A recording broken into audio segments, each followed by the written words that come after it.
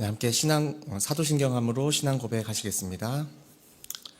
전능하사 천지를 만드신 하나님 아버지를 내가 믿사오며 그 외아들 우리 주 예수 그리스도를 믿사오니 이는 성령으로 잉태하사 동정녀 마리아에게 나시고 본디오 빌라도에게 고난을 받으사 십자가에 못 박혀 죽으시고 장사한 지 사흘 만에 죽은 자 가운데서 다시 살아나시며 하늘에 오르사 전능하신 하나님 우편에 앉아 계시다가 저리로서 산자와 죽은 자를 심판하러 오시리라.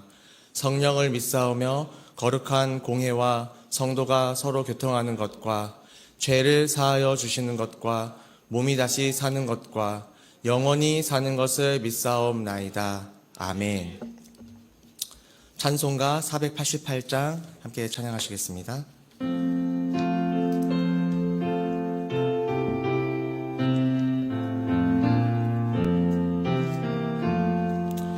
이 몸의 소망 무언가 우리 주 예수뿐일세. 우리 주 예수 밖에는 믿음이 아주 없도다. 구 나의 반석이시니 그 위에 내가 서리라. 그 위에 내가 서리라. 섭게 바람 부는 밤 물결이 높이 설렐 때 우리 주 크신 은혜에 소망의 낯을 주리라. 주 나의 반석이시니 그 위에 내가 서리라. 그 위에 내가 서리라.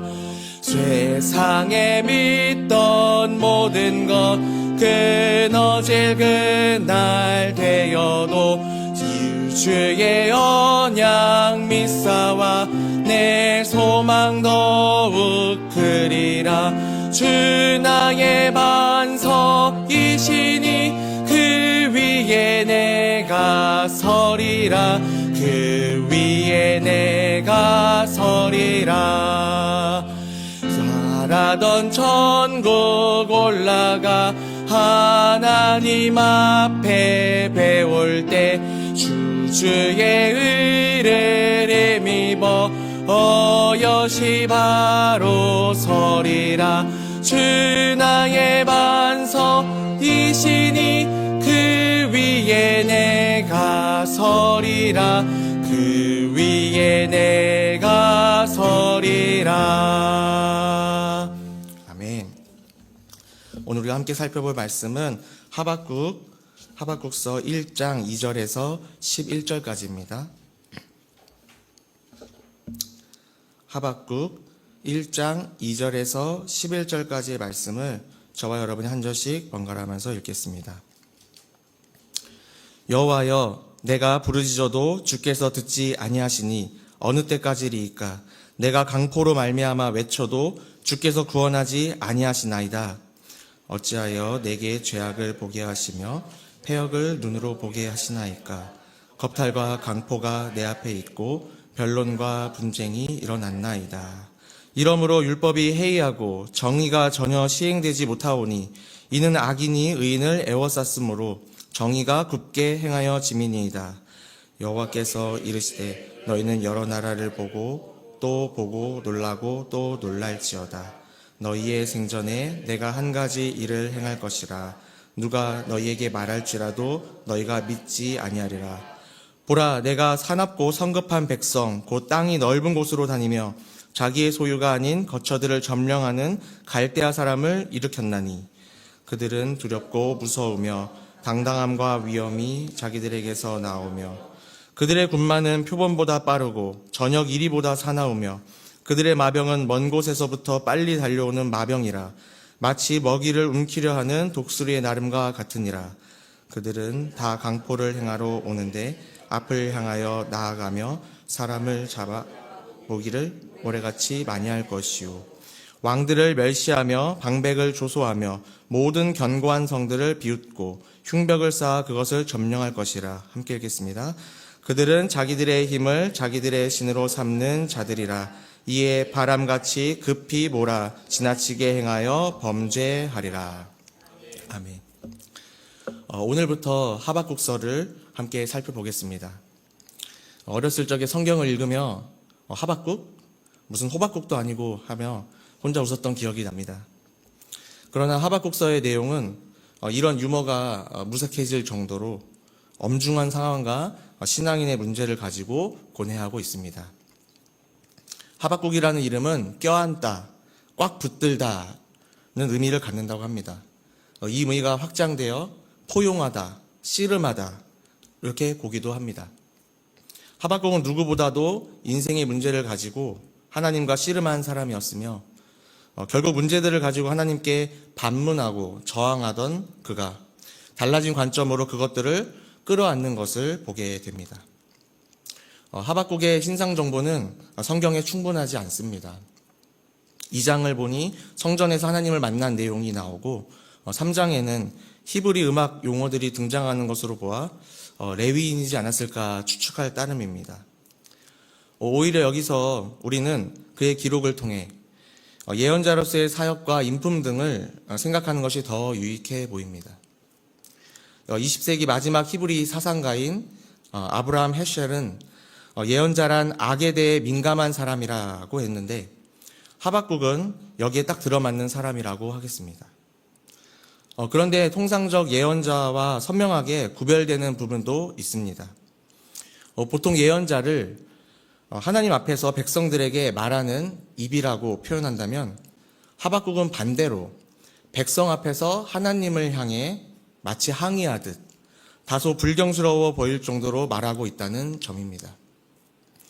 그래서 어떤 목사님은 동시대의 예레미야와 비교하며 예레미야가 애통의 선지자라면 하박국은 의심의 선지자, 예레미야가 눈물의 예언자라면 하박국은 분노의 예언자다 이렇게 설명하셨습니다.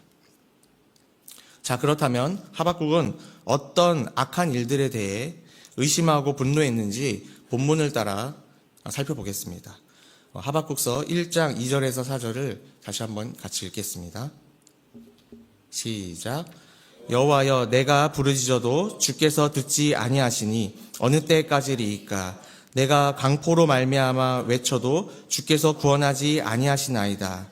어찌하여 내게 죄악을 보게 하시며 패역을 눈으로 보게 하시나이까? 겁탈과 광포가 내 앞에 있고 변론과 분쟁이 일어났나이다. 이러므로 율법이 해이하고 정의가 전혀 시행되지 못하오니 이는 악인이 의인을 애워쌌으므로 정의가 굳게 행하여 짐이니이다. 하박국서는 크게 두 구조로 나눌 수 있는데 1에서 2장은 두 번에 걸친 하박국과 하나님의 문답이 나오고 3장은 하박국의 찬양과 기도로 맺습니다. 1장 2절에서 4절은 하박국이 당대의 악한 실정에 대해 항의하듯 하나님께 따져 묻고 있습니다. 그가 하나님의 선지자로 부름받았을 때는 현명하고 하나님을 경외하던 요시야 왕이 죽은 이후로서 남유다는 거대한 소용돌이에 빠져들고 있었습니다. 위세를 떨치던 아수르 제국이 흔들리는 사이 신바벨론이 등장하여 패권을 다투게 되었습니다. 애굽은 바벨론을 견제하기 위해 아수르가 망하지 않는 것이 유리하다고 생각했고 요시야 왕은 아수르의 패망이 남유다의 독립에 유리하다고 판단하여 애굽의 진격을 막아섰습니다. 그러나 요시야 왕은 무기또 전투에서 전사하고 애굽의 꼭두각시 정권이 들어서면서 아문이 짙게 드리워집니다. 대내외적으로 사회는 임박한 전쟁 소식으로 인한 국가적인 혼란, 도덕적인 부패와 종교적인 타락을 경험하기 시작했고 백성들은 점점 악해져 우상 숭배와 빈부의 차별 등 망국적인 행위가 곳곳에서 일어났습니다. 특히 의인이 핍박당하고 악인들이 오히려 득세하며 불의가 정의를 대신하는 세상이 되어갔습니다. 그래서 하박국은 하나님께 항의를 합니다. 아니, 하나님께서 택하신 백성이자 다스리시는 나라라면 이래서는 안 되는 것 아닙니까? 그런데 도대체 하나님은 왜 가만히 손 놓고 잠잠히만 계십니까? 하박국 선지자는 하나님 앞에서 의분을 토하고 있습니다. 우리도 아무리 생각해도 이해되지 않는 상황들과 해결의 기미가 보이지 않는 고난이 연속될 때 하박국의 표현이 불쑥불쑥 나오지 않나요? 하나님 도대체 언제까지입니까? 왜 하필 저예요? 심지어는 이게 다 하나님 때문이에요 라고까지 하죠. 여기서 우리의 오해가 하나 교정되어야 할 것이 있습니다. 바로 하나님은 이런 의문과 항의를 다 받아주신다는 사실입니다. 사실 하나님은 사람의 인식과 경험의 한계를 다 아시기 때문에 이런 벽에 부딪힐 수밖에 없다는 것을 잘 아십니다. 또한 그런 부딪힘으로 자신의 한계를 인정하고 겸손히 하나님을 찾아 알게 하는 도구로 쓰시기도 합니다. 성경의 많은 인물들이 그런 과정을 겪었다는 것을 봅니다. 아브라함도 그랬고 모세도 그랬으며 다윗도 그랬습니다. 또 좀 더 적나라하게는 욥기서와 요나서를 보면은 우리가 잘 알게 됩니다. 문제는 무엇이냐? 그런 한계에 부딪히면서도 하나님 앞에 가지고 나가지 않는 것입니다. 그냥 마음과 입의 불평으로 끝나고 내 이해의 범위에서 성급한 결론을 내리며 그냥 그런가 보다. 그럴 줄 알았다니까.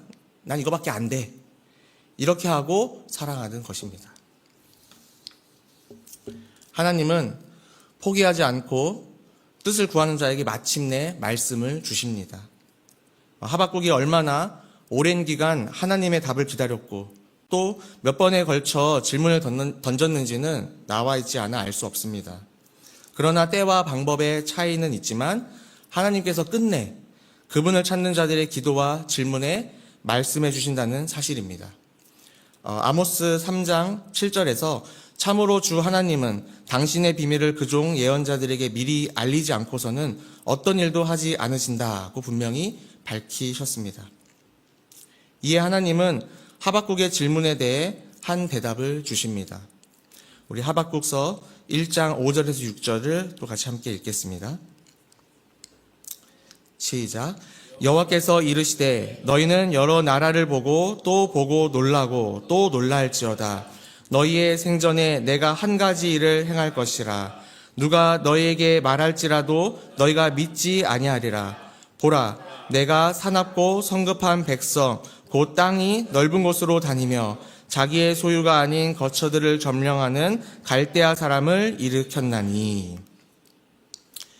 여기서 하나님께서 침묵하시는 것처럼 보이고 그 백성의 기도에 응답이 더딘 것처럼 여겨지는 하나의 이유가 등장합니다. 하나님의 생각이 사람의 생각보다 높고 크시기에 그분의 답변을 듣더라도 놀라고 또 놀라게 되고 이게 정말 맞나? 하고 보고 또 보게 된다는 것입니다. 하나님은 우리의 상황에 맞춰서 우리의 이해가 어느 정도 진전이 됐을 때 하나님은 말씀을 보내주신다는 거죠. 그럼에도 지금 이 악한 상황을 겪으면서도 믿음이 우리는 흔들리고 잘 믿지 못하게 되는데 하나님의 답변을 들어도 또 믿지 못할 일이라고 하십니다. 하나님은 지금의 이 악한 세상을 심판하시기 위해 갈대아 사람, 곧 바벨론을 일으키실 것이라고 말씀하셨습니다. 북이스라엘을 멸망시켰던 아수르라는 대국이 아직 건재했고 예루살렘의 지도자들은 자신들이 또 하나의 강대국인 애굽을 뒷배경으로 하고 있기 때문에 안전하고 잘 될 것이라고 외치고 있었습니다. 무엇보다도 이스라엘의 백성들의 생각은 아니 하나님께서 택하신 민족인데 설마 이방인들에게 짓밟히도록 그냥 두시겠는가, 이런 오만이었습니다. 그러나 하나님은 먼저 북이스라엘이 아수르 제국에 멸망하도록 하셨죠. 그리고 남유다를 부흥케 할 것 같았던 요시야도 일찍 죽어 그 소망이 흔들리게 하셨습니다. 대부분의 사람들은 거짓 예언자들에게 호도되어 막연하게 그래도 우리는 괜찮겠지라며 안도하고 싶어 했습니다. 하지만 하박국과 같이 악에 민감한 예언자들은 그나마 달랐습니다. 상황이 심상치 않은 겁니다. 이러다 정말 망하겠다 싶은 겁니다. 그래도 그들 또한 끝까지 놓지 못했던 부분은 이스라엘이라는 그 특별한 택하심, 그리고 이 중에 의인들이 있는데 그들을 봐서라도 하나님이 구해주셔야 하는 것 아닌가라는 것이었습니다. 하지만 하나님의 답변은 결국 이방의 칼을 들어 단호하게 심판하시겠다는 겁니다. 이것은 하박국에게 있어서 또 다른 질문을 불러일으키고 우리가 나중에 살펴볼 다음 장으로 이어지게 될 겁니다. 오늘까지의 본문을 통해 우리가 정리하고 싶은 것은 두 가지입니다. 첫째, 세상에서 벌어지는 악한 일들과 의인들이 당하는 고난은 언제나 현재형이라는 겁니다. 그런데 그것이 하나님이 계시지 않거나 능력이 없으시다는 결론에 이르지 않습니다. 우리가 읽는 이 책에서 자세히 다루지는 않습니다. 욥기서나 요나서나 이런 것들을 보면 더 잘 알게 되지만 하박국이 끈질기게 하나님께 의문을 던지고 씨름했을 때 마침내 하나님의 말씀이 임하시잖아요. 그것을 통해 하나님은 결코 침묵하지 않으시고 그저 방관하지 않으신다. 하나님은 여전히 우리와 함께하고 계신다는 것을 하나의 증거로 우리가 삼게 됩니다. 무엇이 옳고 그른지 점점 더 혼란스러운 시대를 살아가는 우리에게도 이 동일한 태도가 요구되는 것입니다. 둘째, 의인조차도 고난을 받을 수 있다는 사실입니다. 하박국과 같이 우리가 하는 착각은 의인이 된 것이 오직 하나님의 은혜로 된 것을 잊은 채 하나님이 나를 고난으로 지켜주지 않는 것이 부당하다고 항의하는 것입니다. 하박국은 더 씨름을 거쳐 해답에 이르게 될 것입니다. 그러나 우리에게는 밝히 드러난 사실이 있습니다. 아무 죄가 없으신 하나님조차 고난을 받으시고 심지어 죽음에 이르기까지 하셨다는 것입니다. 바로 그분의 아들 예수 그리스도께서 이 땅에 오셔서 지신 십자가입니다. 예수님도 이 고난이 받아들이기 어렵고 너무 힘들어서 나의 하나님, 나의 하나님, 어찌하여 나를 버리셨습니까? 하고 토로하지 않으실 수 없었습니다. 고난의 이유라고 하자면 결국 우리의 죄 때문입니다. 그리고 답이라고 하자면 예수님이 친히 우리의 고난을 지셔서 죽으시고 다시 사셨다는 것입니다. 그렇다면 아직까지 이어지는 이 세상과 또 우리의 일상의 악과 고난에 대한 씨름은 그것들이 아예 없어지고 나에게 임하지 않게 달라고 구하는 것이 아닙니다.